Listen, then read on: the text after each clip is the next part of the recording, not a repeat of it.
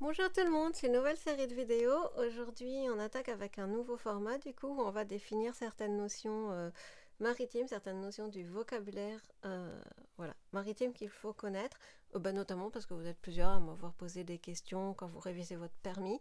Aujourd'hui, on commence très simple, donc les marins aguerris, je pense que vous pouvez sauter la vidéo, et on va juste définir bâbord et tribord, parce qu'il y en a encore qui se posent des questions, encore qui cherchent des moyens mémotechniques pour retenir. Donc, on attaque tout de suite. Euh, du coup, bâbord et tribord, ce qu'il faut savoir, c'est que ce sont du vocabulaire qui se rapporte au bateau, mais par rapport à ton bateau. Donc là, je t'ai dessiné un bateau, il faut que tu imagines donc ton bateau. Là, tu as l'avant du bateau, la proue et à l'arrière la poupe. Et il faut que tu imagines comme si ton bateau était transpercé par une ligne imaginaire, comme ça, séparé en deux. Et donc, bâbord va se reporter à tout le côté gauche du bateau et tribord tout le côté droit.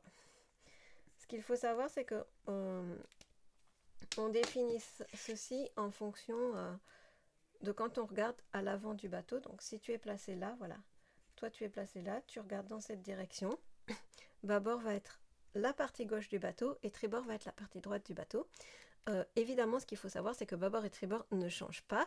Si tu changes de place et que tu es à cet endroit sur ton bateau et que tu regardes dans cette direction-ci, bâbord sera toujours de ce côté-là et tribord toujours de ce côté-ci du bateau.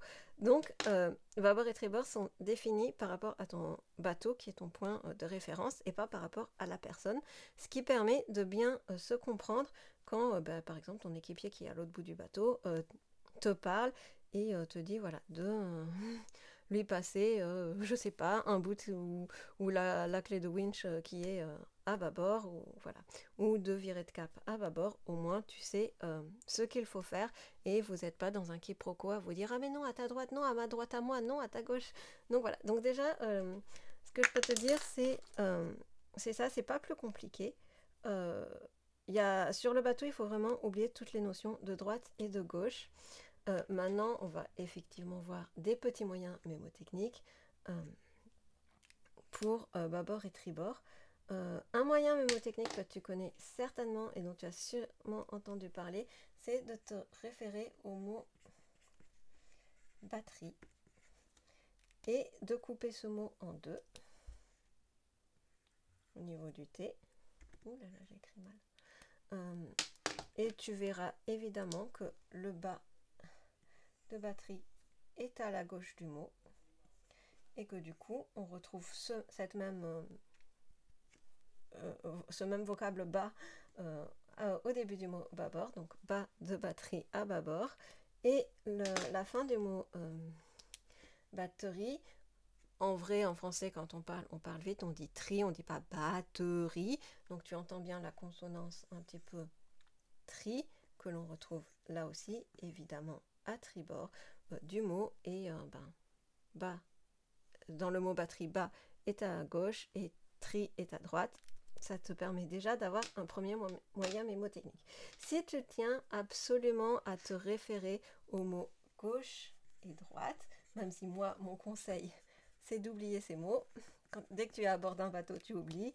Tu pourras remarquer évidemment que dans gauche, tu as un A comme dans bâbord et que dans le mot droite, tu as un I comme dans tribord. Ça, c'est un autre moyen mémotechnique. Enfin, un dernier moyen mémotechnique, celui-là assez amusant, je trouve, c'est que si tu écris le mot bateau, comme ceci, tu imagines que tu dessines un bateau au niveau du A. Ton petit bateau est toujours séparé en deux. Tu as très logiquement le B de bâbord à gauche et le T de tribord à droite. Donc j'espère que ces moyens mémotechniques, ça te sert. Ça te permet de bien, voilà, de bien avoir des petites astuces pour retenir.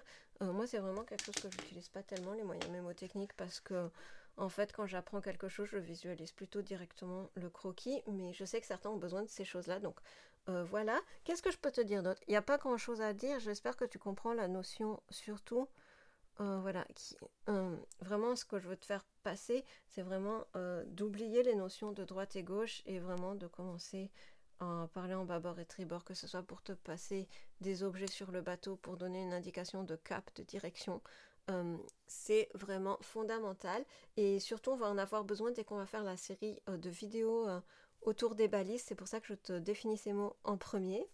Maintenant, pour la petite anecdote, si tu as le temps de, voilà, de rester avec nous encore un petit peu, pourquoi on dit bâbord et tribord, ça peut être sympa de le savoir. C'est parce que ce sont des mots dérivés du néerlandais. Il faut savoir qu'à l'époque, autrefois, quand on naviguait sur les chaloupes hollandaises, en fait, le gouvernail était fixé à la droite de leur chaloupe. Donc, un peu comme toi avec ta barre franche, mais au lieu d'être au milieu, elle était excentrée sur la droite. Et le barreur s'asseyait donc à gauche pour manœuvrer. Et ça vient donc du mot starboard, la gauche, la droite. Starboard. Évidemment, je n'ai pas fait de néerlandais, mais qui se compose de steward qui veut dire gouvernail et de board qui veut dire bord.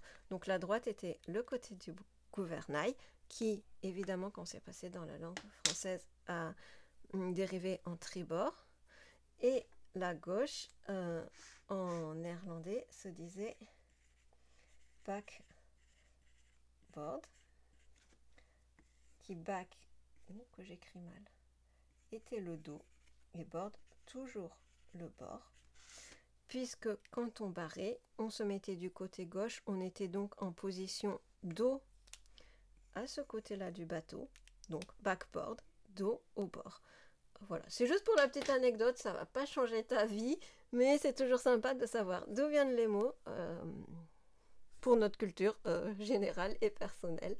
Voilà, n'hésite pas à me dire si tu as des choses que tu n'as pas compris sur cette vidéo, si tu trouves que ce format vidéo en croquis peut t'aider à comprendre des notions, si tu veux que je l'améliore, parce que c'est une première vidéo, c'est un test.